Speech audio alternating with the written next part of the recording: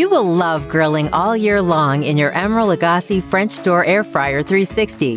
And here you'll learn the best way to do it. The grill plate goes right over the heating element on shelf position 7.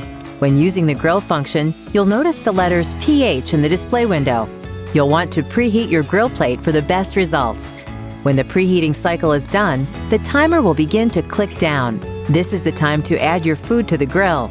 Remember, the unit and the grill plate are now extremely hot. This is where you'll use your grill plate handle. Here's how. First, use the larger connected hook on the grill plate handle to hook the top part of the accessory and pull the accessory out of the appliance slightly.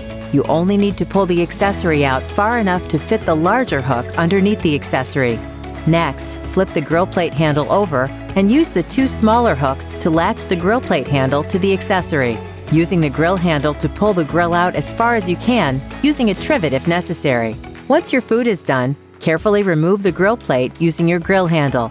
Accessories and the grill plate gets very hot.